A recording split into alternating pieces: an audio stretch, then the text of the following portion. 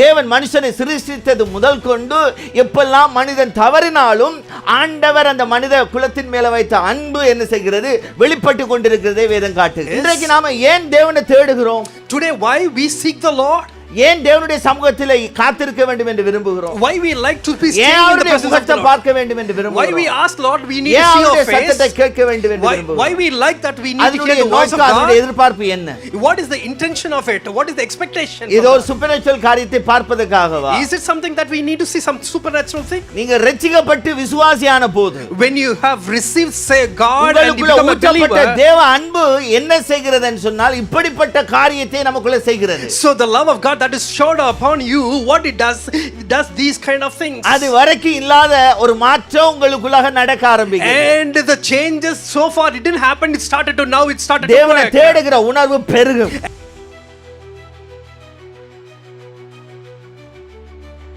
ரோமர் புத்தகம் 5வது அதிகாரம் 5வது வசனத்துக்கு நேராக நாம் வேதத்தை திருப்பிக் கொள்ளலாம். Let's turn our Bible to Romans chapter 5 verse 5. மேலும் நமக்கு அருளப்பட்ட பரிசுத்த ஆவியினாலே தேவ அன்பு நம்முடைய இருதயங்களில் ஊற்றப்பட்டிருக்கிறபடியால் அந்த நம்பிக்கை நம்மை வெட்கப்படுத்தாது. And this hope will not lead to disappointment, for we know how dearly God loves us, because he has given us the Holy Spirit to fill our hearts with his love. இந்த ரோமர் புத்தகத்தில் 1வது அதிகாரத்திலிருந்து இவன் 5வது அதிகாரம் வரைக்கும் வாசிக்கும் பொழுது இந்த நீதிமானாக்கப்படுதல் என்ற அந்த சத்தியத்தின் அடிப்படையிலேயே பவுல் அப்போஸ்தலனுடைய போதனைகள் போய் கொண்டிருக்கிறது. So if you read the book of Romans from chapter 1 to 5, you can understand Paul the apostle, he speaks that how we can become righteous in God. ஒரு பாவியான மனுஷன் சிலுவையிலே நமக்காக பலியான இயேசுவை விசுவாசிப்பதன் மூலமாக அவன் நீதிமானாக்கப்படுகிறான் என்கிற அந்த சத்தியத்தின் அடிப்படையிலேயே என்ன செய்கிறார், இந்த 5 அதிகாரங்களிலும் அவர் பேசிக்கொண்டு வருகிறார். So these 5 chapters he was speaking a sinner how he can believe on the Lord, the righteous God, and he can become the righteous person. இப்போ நீதிமானாக்கப்பட்டவனுடைய வாழ்க்கையிலே இந்த 5வது அதிகாரத்தில் வரும் பொழுது நீதிமானாக்கப்பட்டவனுடைய வாழ்க்கையில் இருக்கிற பலன்கள் அல்லது அந்த ஆசீர்வாதங்களை குறித்து கொஞ்சம் சில காரியங்களை அவர் குறிப்பிட்டு பேசுகிறார். So after he become a righteous person, then he speaks about the benefits or the blessings of that particular person. இங்கே இந்த 5வது அதிகாரம் 5வது வசனத்திலே சொல்லுகிற இந்த சத்தியமும் நம் ஒவ்வொருடைய வாழ்க்கையிலும் அனுபவமாக இருக்க வேண்டியது அவசியம். So even what he was mentioned in Romans chapter 5 verse 5, it should be an experience in our life. நம்ம விசுவாச வாழ்க்கையினுடைய அந்த நம்பிக்கை, நம்முடைய எதிர்காலத்தை குறித்த நம்பிக்கை எப்படிப்பட்டதாக இருக்கிறது என்று சொன்னால் அது வெறும் அறிவு ரீதியாக அறிவை சார்ந்ததாக ஏற்பட்ட ஒன்று அல்ல. The hope that we have upon our faith or hope we have upon our future, it's not based on our intellect or our knowledge. அந்த நம்பிக்கை, அந்த விசுவாசம் எப்படி அது நமக்குள்ளாக ஊற்றப்பட்டிருக்கிறது என்பதை அவர் ஆழமாக அழுத்தும்படியாகத்தான் இந்த வசனத்திலே சொல்லுகிறார். பரிசுத்த ஆவியினாலே தேவ அன்பு நம்முடைய இருதயத்திலே ஊற்றப்பட்டிருக்கிறது என்று சொல்லுகிறார். In this verse he just gives a bit of stress to that, and he says because he has given us the Holy Spirit to fill our hearts with his love. So இந்த இடத்துல இருக்கிற அந்த சத்தியத்துக்குள்ளே இருந்து சில காரியங்களை நான் உங்களுக்கு முன்பாக பேச விரும்புகிறேன். From this particular verse I'm going to speak some of the truth. Continue to அவர் சொல்லும்போது சொல்லுகிறார் பரிசுத்த ஆவியினாலே தேவ அன்பு நம்முடைய இருதயங்களில் ஊற்றப்பட்டிருக்கிறது என்று சொல்லுகிறார். He says through the Holy Spirit he has filled our hearts with love. பரிசுத்த ஆவியினாலே ஊற்றப்பட்டிருக்கிறதாம் தேவனுடைய அன்பு நமக்குள்ள. So the God's love that was poured upon us, it's through the Holy Spirit. என்ன சொன்னா பழைய ஏற்பாட்டு காலகட்டத்தில் பார்க்கும் பொழுது ஒரு வெளிப்படையாக அவர்கள் நியாயப்பிரமாணத்தை கீழ்ப்படிந்து நடக்க வேண்டும் என்கிற ஒரு பயத்தோடு அந்த கட்டளைக்கு கீழ்ப்படிந்து நடக்கிற அந்த நோக்கம் மாத்திரம் தான் அவர்களிடத்திலே காணப்பட்டது. In the Old Testament period, all those people, what their intention is, all they want is to follow the commandments of the Lord. தேவனோடு இருந்த அந்த உறவு என்பது கட்டளைகளுக்கு பயந்து நடப்பதன் மூலமாக அல்லது கர்த்தர் கொடுத்த அந்த ஆசீர்வாதத்தை, அந்த வாக்குத்தத்த ஆசீர்வாதத்தை அடைய வேண்டும் என்கிற நோக்கத்துக்காக பழைய ஏற்பாட்டு பரிசுத்தவான்களுடைய வாழ்க்கையில், அதாவது இஸ்ரவேல் ஜனங்களை பொறுத்த வரையில் நாம் பார்க்கிறோம். So we can see to have the fellowship with the Lord, what they have to do it is, they have to follow the commandment, they have to follow all those rituals.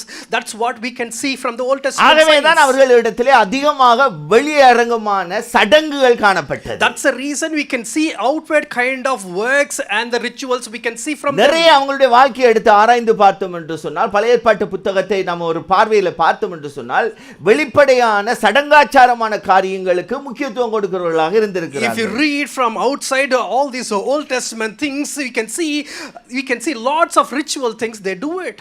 ஆனா இந்த புதிய ஏற்பாட்டிலே வரும் பொழுது ஆண்டவர் வெளியில இருக்கிற மாற்றத்தை பார்க்கிலும் உள்ளுக்குள்ள ஏற்படுகிற மாற்றத்துக்கு முக்கியத்துவம் கொடுத்து பேசுகிறதை புதிய ஏற்பாடு காட்டுகிறது. But the New Testament, when you come, you can see Lord Jesus, he has taught us that rather having the outward changes, he is looking for the inward changes. அப்ப வெளியில நீங்க எப்படித்தான் சுத்திகரித்து வெளியில எப்படிப்பட்ட வாழ்க்கை இருந்தாலும் உள்ள மாற்றம் இல்லாத பட்சத்தில் அது நிச்சயமாக அது முழுவதுமாக பரிசுத்தமாக்கப்பட்டதாக இருக்காது என்ற போதனையை இயேசு கிறிஸ்துவினுடைய போதனையிலே பார்க்கிறோம். In the Lord Jesus Christ teaching, how much ever you change your outward appearance, that thing nothing going to change, but if you change your inner transformation, then everything will change. அந்த மாற்றங்கள் வெளிப்படையாக மாத்திரம் இருந்தது, உள்ளாக இருக்காததுனால தான் நீங்க பழைய ஏற்பாட்டிலே பார்த்தீர்கள்னு சொன்னால் அந்த பரிசுத்தவான்களிடத்திலே, அதாவது இஸ்ரவேல் ஜனங்களிடத்திலே அதிகமாக முரட்டாட்டங்களும் அவிசுவாசங்களும் கீழ்ப்படியாமைகளும் அதிகமாக இருந்ததை வேதம் என்ன செய்கிறது, குறிப்பிடுகிறது. You can see in the Old Testament, because they had their outward appearance and those changes, that's a reason you can see the grumbling, murmuring, disobedience, all those from the Israelites. ஆண்டவரும் மனுஷனுடைய இருதயத்தை Genesis 6வது அதிகாரத்தில் பார்க்கும் பொழுது எப்படி பார்த்தார், இந்த மனுஷனுடைய இருதயம் திருக்குள்ள இருதயம் அப்படி என்று சொல்லி ஆண்டவர் பார்க்கும் பொழுது இருந்தது என்று எழுதப்பட்டிருக்கிறது. That's the reason if you read from Genesis chapter 6, you can see that God was grieved because of the people's heart and then intentions were wicked. ஆனா இப்போ ஆண்டவர் நீதிமானாக்கப்பட்ட தேவ பிள்ளைகளுக்குள்ளாக ஆண்டவர் செய்கிற அந்த மாற்றத்தில் என்ன உண்டாகிறது என்று சொன்னால், பரிசுத்த ஆவியானவர் என்ன செய்கிறார், நம்முடைய உள்ளத்துக்குள்ளாக தேவ அன்பை ஊற்றுறாராம். But this the New Testament, according to the New Testament, what happens is now the Holy Spirit started to pour the love of God inside of our hearts. அப்போ இந்த இடத்துல சொல்லப்பட்டிருக்கிற அந்த முக்கியமான வார்த்தை, அந்த தேவ அன்பு என்ற வார்த்தை அங்கே சொல்லப்பட்டிருக்கிறது. So very important word in this is the God's love. இப்போ பிரமாணம் என்பதை பார்க்கிலும் ஆண்டவருடைய அன்பு உள்ளத்தில் ஊற்றப்பட்டிருக்கிறது என்பது ஒரு மேலான ஒரு பார்வை இருக்கிறது. Rather putting the commandment inside of you, pouring the God's love inside of you is greater than that. இந்த மேலான பார்வை என்று நான் சொல்லும்போது சொல்லுகிறேன், அந்த அன்பு என்பதுதான் இந்த வேத புத்தகத்திலேயே அடிப்படையாக ஜெனசிஸிலிருந்து எண்ட் ரெவலேஷன் வரைக்கும் இருக்கிறதுல இருந்து நீங்க அறிந்து கொள்ள முடியும். When I say this is great, that means the love I mentioned, you can see from the Genesis until Revelation, all the focus is upon the love. தேவன் மனுஷனை சிருஷ்டித்தது முதல் கொண்டு எப்பெல்லாம் மனிதன் தவறினாலும் ஆண்டவர் அந்த மனித குலத்தின் மேல வைத்த அன்பு என்ன செய்கிறது, வெளிப்பட்டு கொண்டிருக்கிறதை வேதம் காட்டுகிறது. From the time God created the humans, after that you can see every time whenever they slipped, you can see the love of God comes and picks them up back ஆண்டவருக்கு again. தெரியும் மனுஷனுடைய அன்பு எப்படிப்பட்டது என்று தெரியும், மனுஷனுக்குள்ள இருக்கிற சுய அன்பு எப்படிப்பட்டது அவருக்கு தெரியும். God knows how the humans love, that self love they have. இந்த சுய அன்பை பொறுத்த மட்டும் இல்ல, நிச்சயமாக அது எப்பொழுதும் ஏமாற்றக்கூடிய ஒன்றாக இருக்கிறது என்பதை ஆண்டவர் அறிந்திருக்கிறார். So always he knows very well that the human love is kind of it's temporary, sometimes அல்லது அது சுயத்தை சார்ந்ததாக இருக்கும் என்பது ஆண்டவருக்கு தெரியும். God knows very well this is belong and depend on their own flesh. ஆகவே தான் இந்த இடத்துல வருகிற அந்த தேவ அன்பு என்றதுக்கு நம்ம சொல்றோம் அகாப்பே அன்பு என்ற வார்த்தையை நம்ம யூஸ் பண்ணுவோம் இந்த இடத்துல. That is the reason when it says God's love in the Greek word, we can say that it's agape love. அந்த அகாப்பே அன்பு என்பது எந்த எதிர்பார்ப்பும் இல்லாமல் நம்மிடத்திலே அவர் வைக்கிற அந்த பாசத்தை காட்டுகிறது. So when we speak about agape love, that means without any condition the love is poured upon us. இப்போ ரட்சிக்கப்பட்ட தேவ பிள்ளைகளுக்கு இவர் என்ன சொல்ல வருகிறார் பவுல் என்று சொன்னால், இந்த ரட்சிக்கப்பட்ட தேவ பிள்ளைகள் தங்களுடைய சுய உள்ள இருக்கிற சுயமாக வருகிற அந்த அன்பை வைத்து அல்ல, தேவனால் ஊற்றப்பட்ட அன்பில் நிறைந்து அவர்கள் வாழ வேண்டும். So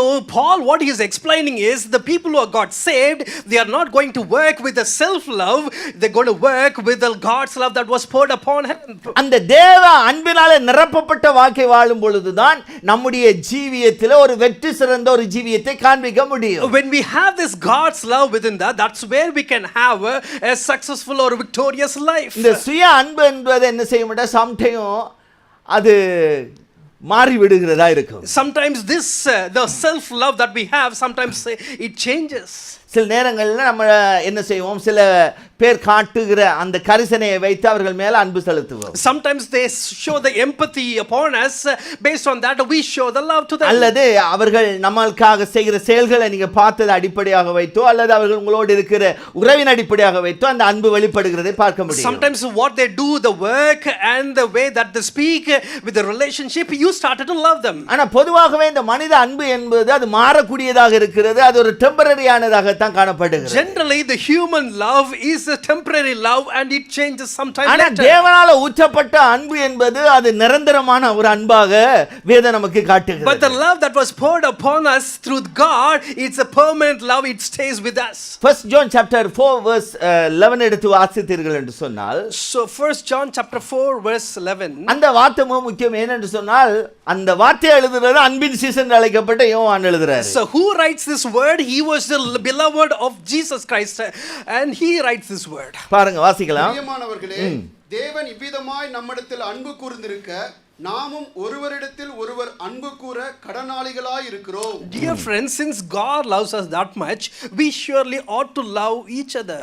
ஆமா, இந்த வார்த்தை ஒரு முக்கியமான ஒரு சத்தியத்தை நமக்கு போதிக்கிறது. This word teaches a very important truth to our us. சொல்றாரு, இவ்விதமாய் தேவன் நம்மிடத்தில் அன்பு கூர்ந்திருக்க அப்படின்னு சொல்லி ஆரம்பிக்கிறார். And he starts like this: since God has loved this much. இப்போ தேவன் நம்மளுடைய உள்ளத்திலே அந்த அன்பை ஊற்றி இருக்கிறார் என்று சொன்னால், Since God has poured the love upon us, நமக்குள்ளாக ஊற்றப்பட்டிருக்கிற அந்த தேவ அன்புக்கு ஒரு நோக்கம் இருக்கிறது. there is a particular notion for the reason when God has poured the love. எனக்குள்ளும் உங்களுக்குள்ளும் தேவ அன்பு சும்மா ஏதோ ஒரு காரணம் இல்லாமல் தேவன் ஊற்றவில்லை. So without any reason, God haven't showered his love to us. அவருக்கு தெரியும் இந்த மனுஷனுக்கு என்ன தேவை, ரட்சிக்கப்பட்டு அவரை பின்பற்றுகிற அவருடைய பிள்ளைகள் அவனுடைய சுய அன்பினால் அல்ல, தன்னுடைய அன்பினால் நிரப்பப்பட்டிருந்தால் மாத்திரம்தான் அவன் நிச்சயமாக அந்த உறவிலே நிலைத்திருப்பான் என்பது அவருக்கு தெரியும். He knows very well that even though he has his self love, he cannot withstand, but only when I give my love, he can withstand in my love. இப்போ ஆண்டவர் என்னத்துக்கு அந்த அன்பை ஊற்றினார் என்று சொல்லும் பொழுது ரெண்டு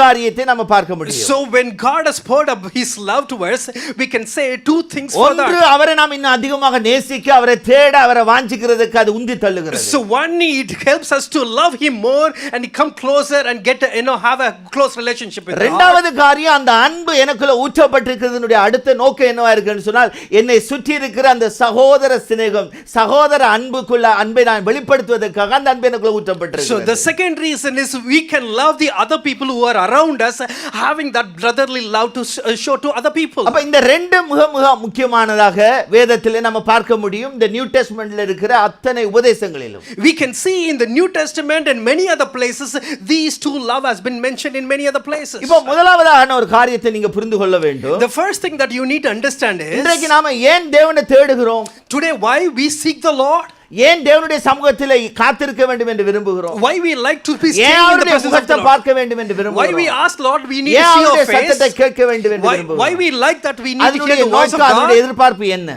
what is the intention of it, what is the expectation இது from ஒரு சூப்பர்நேச்சுரல் காரியத்தை பார்ப்பதற்காகவா? that? Is it something that we need to see some supernatural things? இங்க தான் இந்த ஆழத்தை நீங்க பார்க்க வேண்டும். This is where you need to think deeper. அதனுடைய நோக்கம் அப்பாவோட இருக்கிற அந்த பாசத்தினுடைய வெளிப்பாடு தான். அவரோட பார்க்கணும், அவரோட இருக்கணும், அவரிடத்துல பேசணும், அவருடைய சத்தத்தை கேட்கணும் என்று நம்மளை உந்தி தள்ளும். The love that is within us, that is the one, God's love, that is the one it going to push us forward to see him and to hear his voice.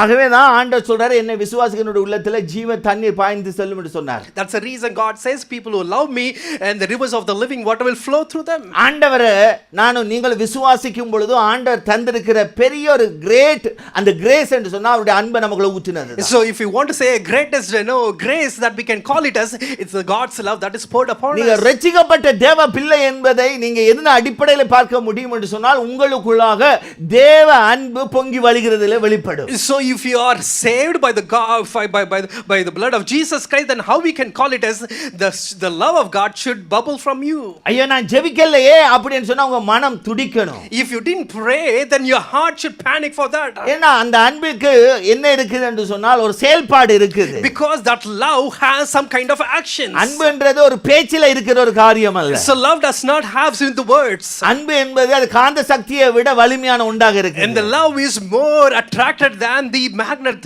ஆனா சாலமன் சொல்லும்போது சொல்லுகிறார், But when Solomon says, அழகாக அந்த வார்த்தையை சொல்றாரு. சாலமன் புத்தகத்துல உன்னத பாட்டு புத்தகத்துல சாப்டர் 8 verse 6ல சொல்லும்போது சொல்லுகிறார், when when he says in chapter 8 verse 6, அங்கே சொல்லும்போது என்ன சொல்ற பாருங்க, நேச மரணத்தை போல வலிது அப்படின்றாரு. and he says that for love is strong as death. நேச வைராக்கியம் பாதாளத்தை போல கொடிதாய் இருக்கிறதா, அதன் தழல் அக்கினி தழலும் அதன் ஜுவாலை கடும் ஜுவாலையுமாய் இருக்கிறது என்று Jealousy as endures as the grave, love flashes like fire, and the brightness kind of flame. இந்த அன்புக்கு அவர் கொடுக்கிற வரைவிலக்கணம் இது. And this is the expression that he gives அப்போ for இந்த love. இடத்துல நல்லா கொஞ்சம் ஆழமாக புரியணும். Just we need to understand this bit deeper. நீங்க ரட்சிக்கப்பட்டு விசுவாசியான போது, When you have received say God and you உங்களுக்குள்ள become a ஊற்றப்பட்ட believer, தேவ அன்பு என்ன செய்கிறது என்று சொன்னால் இப்படிப்பட்ட காரியத்தை நமக்குள்ள செய்கிறது. so the love of God that is showered upon you, what it does these kind of things. அது வரைக்கும் இல்லாத ஒரு மாற்றம் உங்களுக்குள்ளாக நடக்க ஆரம்பிக்குது. And the changes so far it didn't happen, it started to தேவனை work. தேடுகிற உணர்வு பெருகும். And you are seeking after the Lord, it's இப்போ that kind of இன்னைக்கு நான் intention ஜெபிச்சிட்டே increase. வரல அப்படி என்று சொன்னா அது உங்களுக்குள்ள ஏதோ வனாந்தரத்துல நிக்கிற மாதிரி ஒரு ஃபீலிங் இருக்கணும். If you didn't pray for that particular day, that you feel like that you are standing in a wilderness. அப்படி ஒரு ஃபீலிங் உங்களுக்கு வரலன்னா இன்னும் நீங்க ரட்சிக்கப்படவே இல்ல. If you don't have such kind of feeling, that mean you are not yet saved. நான் சொல்றது புரியுதா? Able to understand what I'm நீங்க saying? ரட்சிக்கப்பட்டிருந்தால், If you are saved, தேவ அன்பு உங்களுக்குள்ள ஊற்றப்பட்டிருந்தால், if the love of God has been showered அந்த upon அன்பு you, என்ன செய்யும் என்று சொன்னால் உங்களுக்குள்ள இருக்கிற வெறுமையை காட்டு. what it shows, it will show the dryness that is within you, and it will show to you. ஏன்னா நீங்க நேசிக்கிறவங்களிடத்துல என்ன செய்யாம இருக்க முடியாது, பேசாம இருக்க முடியாது. So the people who love you will have the intention to go and speak with them. அந்த தன்மையை தான் இந்த இடத்திலே அந்த தேவ அன்பு ஊற்றப்பட்டனுடைய தன்மை காட்டுகிறது. So that is what the same kind of expression it shows when you have the love of God. நீங்க இத கொஞ்சம் ஆழமாக பார்க்கணும். Today you need to be see உங்களுக்குள்ள அன்பு இருக்குதா, தேவ அன்பு ஊற்றப்பட்டிருக்கிறதா என்பதை நீங்க செய்கிற செயல்களிலே பார்க்க முடியும். You can examine yourself and see that whether the love of God is there or not through your actions. இந்த கையில இருக்கிற வேதாகமும் ஆண்டவருடைய லவ் லெட்டர் என்றுவாங்க. So the Bible that we have, they call it as the love letter of God. இன்னைக்கு morning எத்தனை பேர் இந்த லவ் லெட்டரை வாசிச்சு பார்த்திருக்கிறீங்கன்னு கேட்டா அதுல தெரியும். நீங்க வாசிக்காதவங்க எல்லாம் என்னல்ல அன்பு ஊற்றப்பட்ட இருதயத்தோட இருக்கிறவர்கள் கிடையாது. So if you ask a question that you have read the Bible this morning or not, then I can understand the power, the love of God has been poured upon you or not. கொஞ்சம் கஷ்டமா தான் இருக்கும் இத கேட்கும்போது. Sometimes it will be hard to hear all this. இந்த இடத்துல இருந்து பிரசங்கம் பண்ணுவதனால நீங்க அவர் மேல வைக்கிற நேசம் அல்ல. It's because I'm preaching from here and you will have the love of God. It's நீங்க not like அவரை that. விசுவாசித்து ஏற்றுக்கொண்டது நிமித்தம் அவர் உங்களுக்குள்ள ஊற்றப்பட்ட அந்த அன்பு நிமித்தமாக அது வருகிற செயல்பாடு. So because you have accepted him and you are saved, because of that you will start to love God. ஓசியா புத்தகம் chapter 11 verse 4 எடுத்து பாருங்க. Hosea chapter 11 verse 4 if you read. ஆமென். என்ன சொல்கிறது? மனுஷரை கட்டி இழுக்கிற அன்பின் கயிறுகளாலே நான் அவர்களை இழுத்தேன் அப்படினு ஆண்டவர் சொல்றாரு. Amen. With a rope of kindness and love I have dragged them. So இங்க நீங்க என்னட்ட பாக்குறீங்கன்னு சொன்னால் இது ஒரு சடங்கு சம்பந்தப்பட்ட ஒரு காரியம் அல்ல. Today what you see this is it is not something rituals that you are doing. இது உறவு சம்பந்தப்பட்ட காரியம். This is something belongs to the ஒரு relationship. தகப்பன் தன் பிள்ளைகளை நேசிக்கிறனுடைய வெளிப்பாட்டினுடைய காரியத்தை இந்த இடத்துல காட்டுகிறது. It shows the expression of a father that he loves his son. அப்ப அன்பின் கயிறுகளால கட்டி ஆண்டவர் சொல்றார் நான் இழுக்கிறேன்ற. சொல்றாரு. And he says the rope of kindness and love I'm just dragged you towards அந்த that. இஸ்ரவேல் ஜனங்களை அன்பின் கயிறுகளால கட்டி இழுத்தாராம். And God says that though the Israelites he has dragged them like ஆண்டவர் rope எவ்வளவு of நல்லவர் kindness. பாருங்க. Just see how நம்மளுக்கு good he ஆண்டவர் is. கயிறை போட்டு இழுக்கிறவர் அல்ல. And God doesn't like the no உள்ளத்துக்குள்ள அவருடைய அன்பை ஊத்தி போட்டார். he has poured the love within our hearts. அந்த உள்ளத்துக்குள்ள அந்த அன்பு ஊற்றப்பட்டிருக்குன்னு சொன்னா நீங்களாகவே அவரை என்ன செய்வீங்க? தேட ஆரம்பிப்பீங்க. Since the love has been poured upon you, you will start yourself will start to seek after him. அந்த அன்பு உங்களை இழுக்கிற அன்பு அல்ல, அது உங்களுக்குள்ள ஊற்றப்பட்டிருக்கிற நிமித்தமாக அது சுயமாகவே அவரை தேடணும் என்கிற உணர்வு உண்டாக்குது. This is because the love has been poured, you no need to be dragged in, but you yourself will seek after him. இன்றைய காலகட்டத்தில் நம்மளுடைய ரட்சிப்பினுடைய அளவை இந்த வசனத்திலிருந்து நீங்க பார்க்க முடியும். Today in these days we can measure the உங்களுடைய measure of level of the தாக்கம் salvation. எந்த அளவுக்கு இருக்கிறது என்பதை இந்த வசனத்திலிருந்து பார்க்க முடியும். You can see the level of your salvation in this from this verse. அதிகமாக நீங்க ஆழமாக இருக்கிறீங்களா இல்லையா என்பதை இந்த வசனத்தின் அடிப்படையில் இருந்து ஆராய்ந்து பார்க்க முடியும். So by day you grow, you can understand whether you are getting deeper or not. ஏன் சொன்னா அந்த அன்பு உங்களுக்குள்ள நிறைய ஊற்றப்பட்டிருந்தா நீங்க என்ன செய்வீங்கன்னு சொன்னால் இந்த பைபிளை படிங்க, ஜெபிங்க, ஃபாஸ்டிங் இருங்க. இன்று அந்த சத்தியத்தை மறுபடி சொல்லும் போது மாத்திரம் உணர்வு பட்டவர்களாக அந்த நேரத்தில் மாத்திரம் தேடி வாசிக்கணும் என்ற எண்ணம் கொள்ளுக மாட்டவங்க. அந்த எப்போ உங்களுடைய அன்பு முதலாவது ஊற்றப்பட்டதோ அந்த நாள் முதல் கொண்டே உங்களுக்குள்ள இந்த மாற்றங்களில் நீங்க உங்க வாழ்க்கையில பார்க்க முடியும். If you have the love of God within you, no need to know when someone comes and says to whether you have read the Bible or not, you prayed or not, you no need to say anything, but within your heart you have the love of God, you will start doing everything. ஆகவே தான் இந்த இடத்துல உங்களை பார்த்து நான் சொல்றேன். That's the reason I just look at you and say இந்த அளவுக்கு உங்களுக்குள்ள தேவ அன்பு ஊற்றப்பட்டிருக்கு. How much ever the love of God has been poured upon you. செய்கிற ஒரு பெரிய ஒரு பலத்த ஒரு கிருபை என்னன்னு சொன்னால் அந்த தேவ அன்பை நம்ம உள்ளத்துல ஊத்தி இருக்கு. So the Holy Spirit has a great work. You know what is the work? He pours the love of God within us. இப்போ இந்த அன்பு ஒரு பக்கம் தேவனை நேசிக்க வைக்குது, தேவனை தேட வைக்குது. இன்னொரு பக்கம் என்ன செய்ய வைக்கிறதா?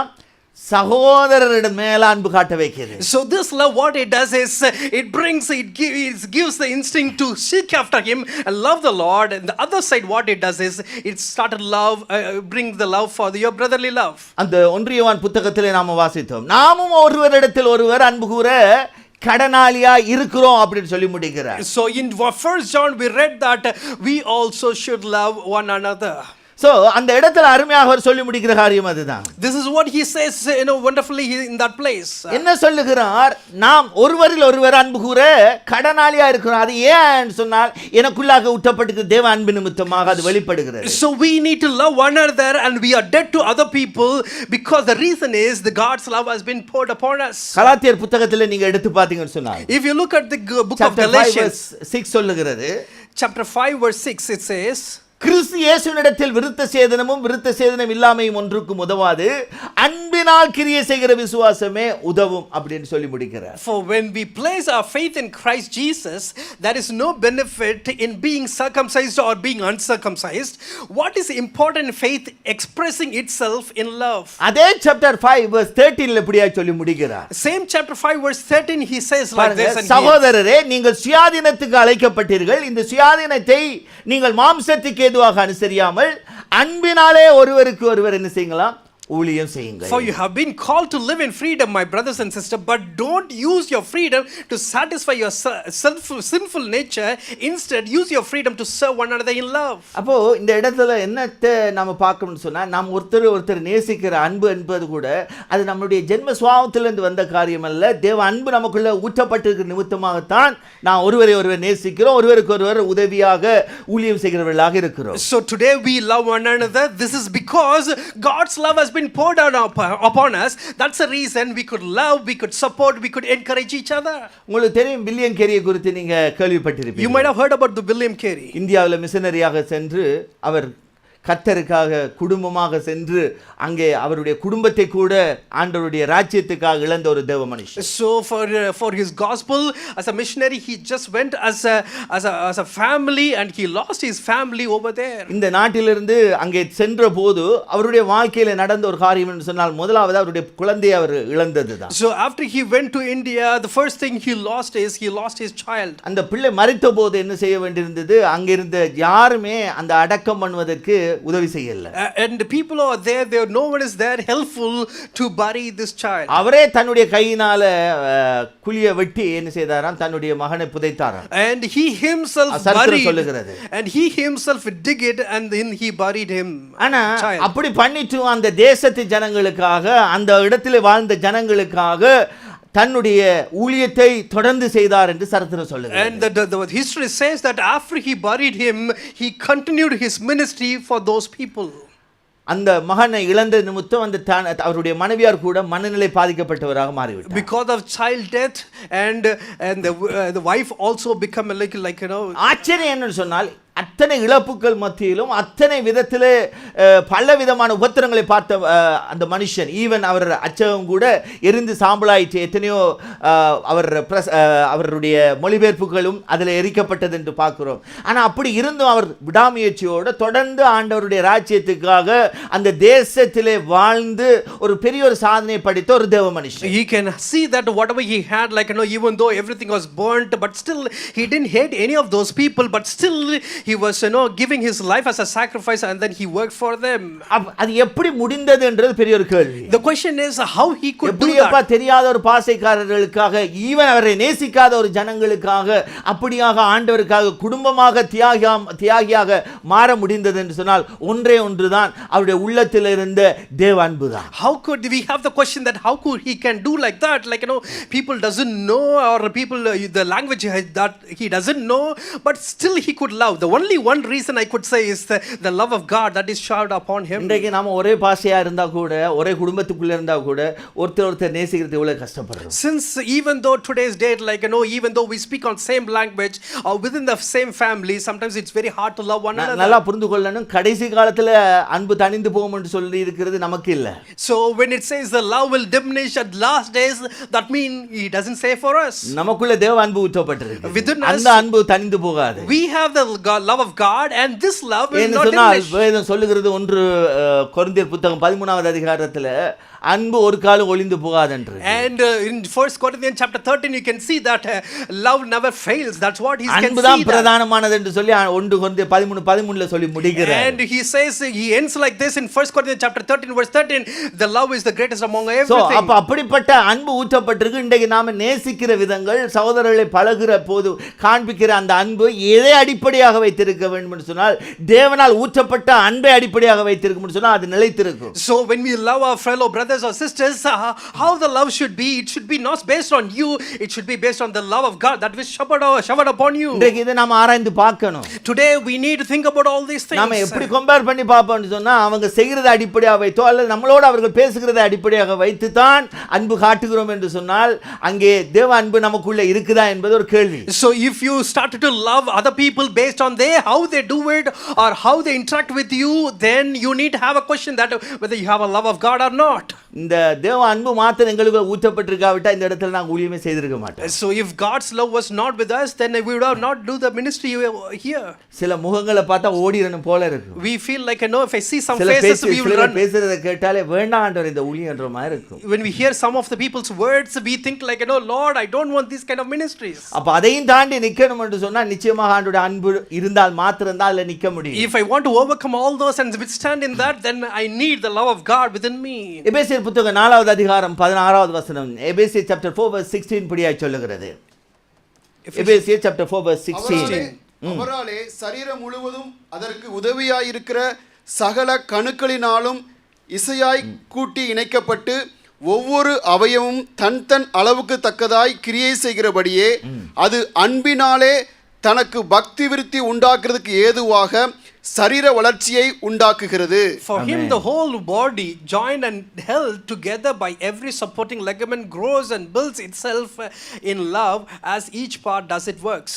இந்த வார்த்தை மிக முக்கியமான ஒரு வார்த்தை பாருங்க. Very important verse. இப்போ ஆண்டவர் தன்னுடைய சரீரமாகிய சபையை குறித்து அந்த இடத்துல பேசுகிறார். And God was speaking about the body of Christ, that is church. அவர் சொல்றார் ஒவ்வொரு அவயமும் தன் அளவுக்கு தக்க கிரியை செய்கிறபடியே அப்படினு சொல்லி ஆரம்பிக்கிறார். And he starts like this, every body works along according to that. எப்படி என்ன பக்தி விருத்தி உண்டாக்குது, அது அன்பினாலே தனக்கு பக்தி விருத்தி உண்டாக்க ஏதுவாக என்று சொல்லுகிறார். And it says builds itself up in love. அப்ப இங்கே நல்லா புரிந்து கொள்ள வேணும், இப்போ ஒவ்வொருவருடைய வாழ்க்கையிலும் தேவ அன்பை ஊற்றி இருக்காரு. In everyone's life, God has poured His love. இப்போ உங்க ஒவ்வொருவருக்கும் ஒரு அளவு ஆண்டவர் கிரியைகளை வைத்திருக்கிறார். And God also put a level for your actions இப்போ as நாம well. அந்த தேவ அன்பினால நிரப்பப்பட்டு நாம் என்ன செய்ய வேண்டும்? கிரியை செய்யும் போது அது வளரும். When we filled with the love of God, when we start to work in that, then it will start to grow. அப்ப இந்த சத்தியத்தை நல்லா புரிந்திருக்க வேண்டும். So we need to understand the truth. அப்ப நான் ரட்சிக்கப்பட்டிருக்கிறேன். Yes, I have எனக்குள்ள தேவ அன்பு பரிசுத்தாவினால ஊற்றப்பட்டிருக்கு. Yes, I have the அந்த love of God ஊற்றப்பட்ட that's அன்பு poured ஒரு upon பக்கம் through தேவனை Spirit. பக்கமாக தேவனோடு நெருங்க வைக்கிறது. One side it makes me to get closer with the Lord God. நான் தேவனோடு நெருங்குறேனா ஒரு பக்கம் மாத்திரம் சாய்ந்திருக்க முடியாது. So I can't belong to depend on one side. அது இன்னொரு பக்கத்தை எனக்கு வெளிப்படுத்துகிறது. Also it going to show me another side அது as என்ன well. பக்கம் என்று சொன்னால் சரீரமாகிய இந்த சகோதரத்துவத்துக்குள்ளே நான் காட்ட வேண்டிய அன்பு. So what is the next one? It shows the brotherly love that we show within the people நான் who ஒருவரை நேசித்து ஒருவரும் சேர்ந்து எல்லாரும் சேர்ந்து என்ன செய்ய வேண்டும்? தேவனுக்காக செயல்படும் போது அது பரிபூர்ண வளர்ச்சிக்கு நேராக செல்லுகிறது. So when we love one another and we support each other, then it started to grow towards the correct life. So இந்த காரியத்தை நீங்க ஆழமாக எடுத்துக்கொள்ள வேண்டும். So you need to take this matter. நம்ம எதை செய்தாலும் என்ன காரியத்தை பண்ணினாலும் whatever we do it, whatever action we say, எந்த அடிப்படையிலே நீங்க செயலாற்றுகிறீர்கள் என்று சொன்னால் உங்களுடைய சுய பலத்தையோ அல்லது சுயமாக வெளிப்படுகிற அன்பின் நிமித்தமாக அல்லது ஒரு பொறுப்பு நிமித்தமாக அல்ல, தேவனால் ஊற்றப்பட்டிருக்கிற அன்பு நிமித்தமாக செயல்படுகிறோம் என்கிற அந்த பார்வை இருந்து சொன்னால் நிச்சயமாக உங்களுக்குள்ள மனமடிவுகள் உண்டாகாது. Not because of your self love or not because I have been in this responsibility I need to love, not because of that.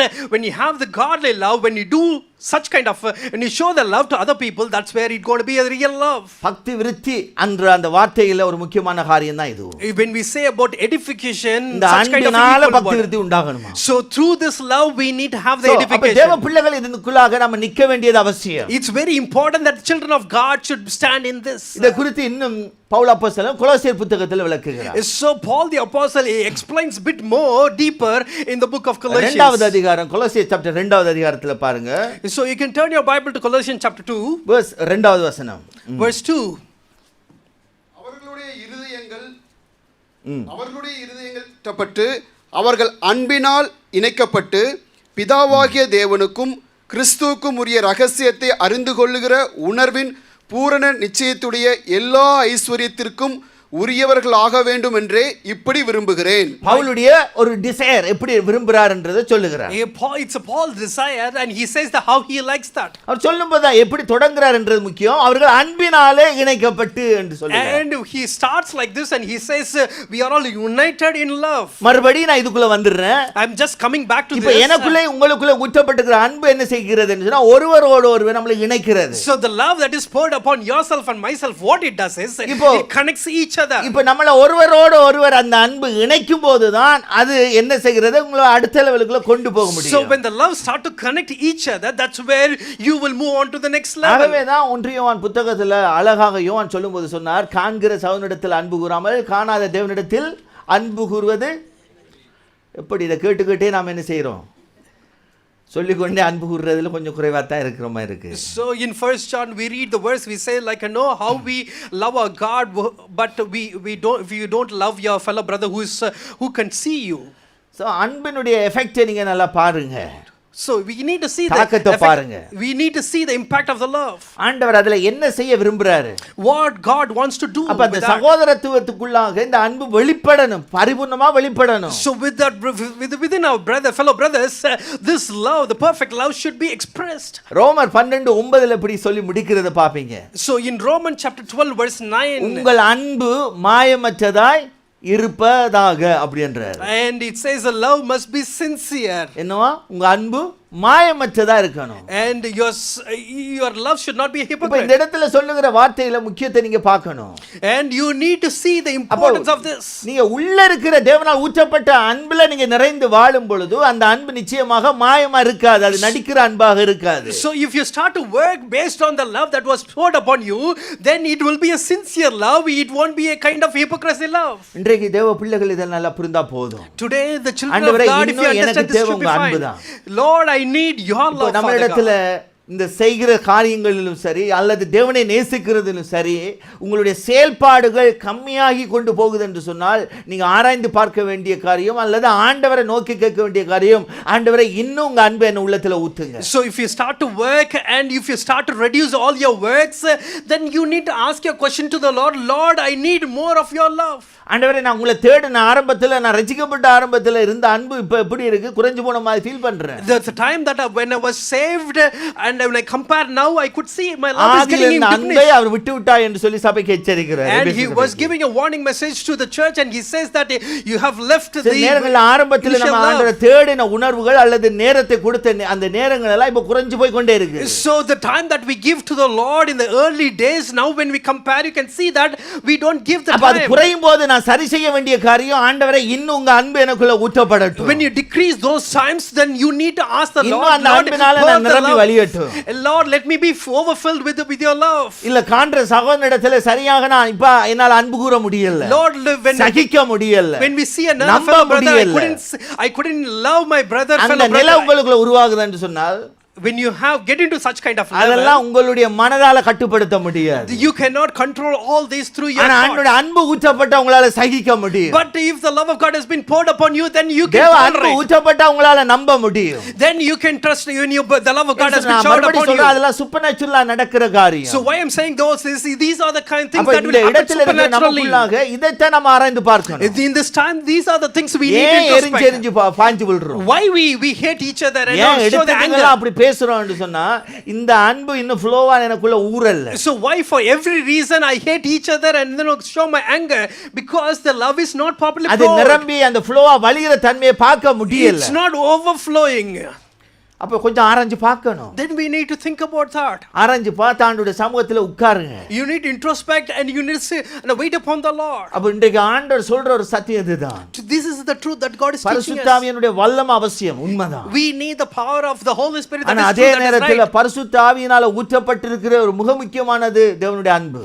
Also the same important thing, same way the love that was showered upon us. இந்த அன்பினால நிரப்பப்பட்ட நிமித்தமாக தான் சீசர்கள் எவ்வளவுதான் ஆண்டவருக்காக பாட அனுபவிக்கும் பொழுதும் அது மறுதலிக்காமல் இரத்த சாட்சியாக அவர்களால் மறிக்க முடிந்தது. That's the reason you can see the disciples, even they were beheaded for God, they were happily they were doing it because they had the love of God. போலிகாப் என்று சொல்லப்படுகிற அப்போஸ்தலன் யோவானுடைய சீஷன், There was one of the disciple, Polycarp is a disciple of John the apostle. அவரை உயிரோட என்ன செய்தாங்க, கம்பத்துல கட்டிட்டு எரித்தாங்க. And they tied him on the rope, on the pole, and then they burned him alive. அவர் அந்த நேரத்துல கூட சொன்ன வார்த்தை, என்ன கிட்டத்தட்ட 85 வருடங்களுக்கு மேலாக ஆண்டவர் என்ன செய்திருக்கிறார், என்னுடைய எஜமானன் என்ன செய்யல, கைவிடல, ஆகவே நான் அவர் என் மேல வைத்த அன்பு, அந்த அன்பு எனக்குள்ள இருக்குது என்று சொல்லிட்டு அப்படியே தன்னுடைய ஜீவனை ஆண்டவரிடத்தில் ஒப்பு கொடுத்தார் என்று சொல்லி சரித்திரம் சொல்லுகிறது. The history says even at the end he says like until 85 years God didn't allow me, forsake me. For that I need to be thankful, and with gratitude of heart he just he left his life. அவருடைய கல்லறையை பார்க்க முடியும். If you go to Turkey you can see his tomb. 7 சபைகளுக்கு போகும்போது நீங்க அவருடைய இடத்தை பார்ப்பீங்க. ஈவன் அப்போஸ்தலன் யோவானுடைய கல்லறையை பார்க்க முடியும். எல்லாம் அங்க தான் இருக்கு. If you go to the 7 churches in Turkey, you can see his tomb and then other the Apostle John's tomb. So very important ஆன காரியம். Very important thing. இன்னைக்கு தேவ பிள்ளைகள் இதை புரிந்து கொண்டால் போதும். Today the children of God, if you understand these things, கொஞ்சம் உங்களை இந்த வாரத்துல என்ன செய்யுங்க, தற்பரிசோதனை செய்யுங்க. So in this week have a time for examination. உங்களுக்குள்ள இருக்கிற அன்பினுடைய லெவல் எப்படி இருக்குன்றத பாருங்க. Just see the level of love that you have. Level குறைந்து இருந்ததுன்னு சொன்னால் ஒரு நாளாவது உபவாசம் இருந்து இந்த அன்பு வேணும்னு சொல்லி ஆண்டவருடைய சமூகத்துல காத்துருங்க. If you feel that it has been it decreased, then fast for a time and then ask the Lord to pour the love. ஆண்டவருடைய சமூகத்துல உட்கார்ந்து கேளுங்க. Just stay in the presence of the Lord and ask, Lord, I couldn't love even உங்களிடத்துல கூட நான் அதிகமா time spend பண்ண முடியல. Lord, even to you Lord God I couldn't spend time. உங்க அன்பு என்ன உள்ளத்துல இன்னும் அதிகமா ஊத்துங்க. Lord, pour your love upon me Lord God. அப்படி கேட்கும்போது நிச்சயமாக அந்த கிருபையை தருவார். If you ask like that, அந்த அளவுக்கு அன்பினால் உங்களை நிரப்புவார். And God will overflow with வாழ்க்கை ஒரு ஆசீர்வாதமான வாழ்க்கையாக மாறும். And your life will be all a blessing. அப்படி நாம் எழுந்து நிக்கலாம், நாம் ஜெபம் பண்ணலாம்.